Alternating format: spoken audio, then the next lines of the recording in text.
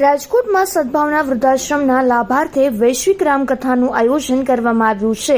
રામકથાના શ્રોતાઓ જે બહારગામથી આવતા હોય તેમના માટે ખાસ વ્યવસ્થા કરવામાં આવી છે। ઉતારા માટે ફ્લેટની વ્યવસ્થા કરાઈ છે, જ્યાં સવાર સાંજ નાસ્તો અને જમવાનું પણ મળી રહે છે। એક રૂમમાં 2 લોકો માટે વ્યવસ્થા ગોઠવવામાં આવી છે। સાથે જ બસ દ્વારા ઉતારાથી રામકથા સ્થળે લઈ જવાની પણ વ્યવસ્થા કરવામાં આવી છે। આ સેવાનો લાભ લેવા માટે કોઈપણ વ્યક્તિએ કથા સ્થળે નામ નોંધવું પડતું હોય છે। મારું નામ સુધીરભાઈ પટેલ છે અને સદભાવના ટ્રસ્ટ જે આ ઉમદા કાર્ય કરી રહ્યું છે, વૃદ્ધાશ્રમો માટે જે સપ્તાહ બેહાડી છે, એવા પ્રમુખ શ્રી વિજયભાઈ ડોબરિયાનો ખૂબ ખૂબ આભાર માનું છું કે રાજકોટમાં મોરારી બાપુની સપ્તાહ બેસાડી અને જે સમગ્ર ગુજરાતમાંથી, સૌરાષ્ટ્રમાંથી અને આખા ઇન્ડિયામાંથી અને હું તો કહું આખા વર્લ્ડમાંથી, એ મને નહોતી ખબર કે એનઆરઆઈ પણ અહીંયા આવશે। હું સદભાવના વિજયભાઈનો એવો આભાર માનું છું કે મને આ ઉતારાનો ઇન્ચાર્જ બનાવ્યો। ઇન્ચાર્જમાં જેટલી મારી તન મન ધનથી મહેનત થાય એટલી હું કરું છું। રોજ સવારે 6 વાગે આવી અને રાત્રે 12 વાગે મારી ડ્યુટી પૂરી થાય છે। મારી સાથે મારા બધાય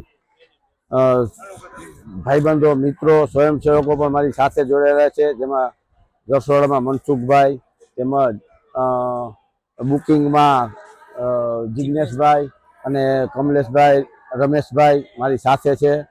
અને અમે રાજકોટમાં આ 5000 લોકો યાત્રીનો અહીંયા ઉતારો આપ્યો છે અને રોજ સવારે નાસ્તો કરાવી છીએ। 7 વાગ્યાથી અહીંથી બસ ભરાવી અને કથા સ્થળે પહોંચાડી છીએ। ત્યાંથી કથા પતી જાય એટલે 3 થી ત્યાં જમણવાર કરી અને સાંજે 5 વાગે અહીંયા લઈ આવી છીએ। અહીંયા અમારા 7 સહયોગીઓ સાંજે અત્યારે તમે જોઈ રહ્યા છો કે જમી અને વ્યવસ્થિત પોતપોતાના રૂમમાં વહી જાય છે।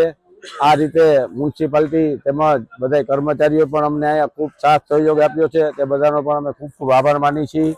સાથે આવું તન મનથી અમે કાર્ય કરી એવા વિજયભાઈ તેમજ સદભાવના વૃદ્ધાશ્રમના સર્વે ટ્રસ્ટીનો અમે આભાર માની છીએ। કથા સ્થળેથી રાજકોટમાં આવવું હોય તો અમે ઓનલાઈન પણ બુકિંગ કરી છીએ, જેમાં અમારે 1000 બુકિંગ થઈ ગયા છે। પ્લસ જેને બુકિંગની સગવડ ન હોય એ કથા સ્થળે રેસકોર્સ ગ્રાઉન્ડમાં જઈ અને અમારી ઉતારાની કાર્યાલય છે ત્યાંનો સંપર્ક કરી અને કાર્યાલયની ટીમ એનું આઈ કાર્ડ બનાવી અને અહીં પહોંચાડે છે। અહીંયા આવી જાય પછી અમારી બીજી રમેશભાઈની ટીમ જે મોરારી બાપુના સમાજમાંથી આવે છે, સાધુ સમાજમાંથી, તે અહીંયા પોતપોતાના રૂમને એલોટ કરે છે। ત્યારબાદ જે કાંઈ જમણવારની વ્યવસ્થા હોય એ મનસુખભાઈ જે સદભાવના વૃદ્ધાશ્રમમાં 10 વર્ષથી જોડાયેલા છે, તે પોતાનું જમણવારની ટીમ સાથે રાખી અને જમણવાર કરી અને બધું પૂર્ણ કાર્ય કરે છે। મારું નામ મનસુખભાઈ પટોડિયા, સદભાવના વૃદ્ધાશ્રમ વતી અહીંયા હું સેવામાં કાર્યરત છું। મારી સાથે અંદાજિત 25 થી 30 આદમી છે, મારી આખી ટીમ છે, જે ઉતારા કાર્યાલયની અંદર આજથી સદભાવનાનો પ્રોજેક્ટ ચાલુ થયો ત્યારથી આની સાફ સફાઈથી માંડી અંદાજિત દિવસ 22 આ કાર્ય કરીએ છીએ।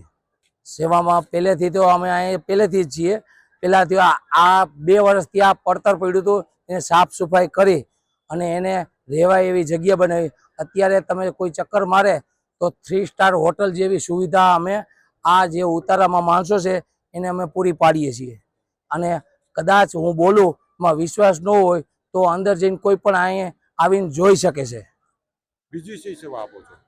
બીજી તો કોઈ પણ ઉતારાના વ્યક્તિઓ હોય એને કોઈ પણ પ્રકારની તકલીફ પડે, દાખલા તરીકે પાણી, લાઇટ, ઇમરજન્સી ઇલેક્ટ્રિક લાઇટ વહી જાય, જનરેટર, પીવાના પાણી, નાહવાના પાણી, તે પછી સૂવાની, ઓઢવાની, કોઈ પણ જાતની સુવિધા હોય, જમવાની।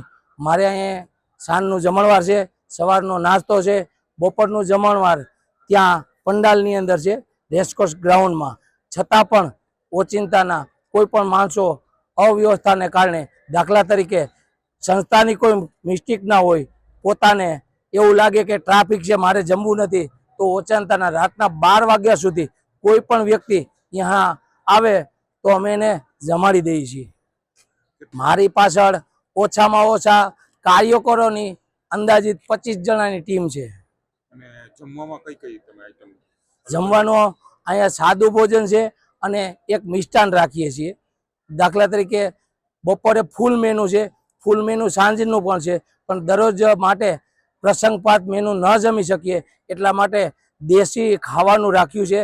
શાક રોટલી રોટલો દાળ ભાત બપોરે હોય છે એટલે અમે સાંજના મેનુમાં કઢી ખીચડી રાખેલા છે, જેથી કરીને અહીંયા આવેલા 50 વર્ષથી વધારેની ઉંમરના લોકો છે જે લોકોને સ્વાસ્થ્યનું ધ્યાન રાખી અને અમે એનું જમણવાર બનાવીએ છીએ.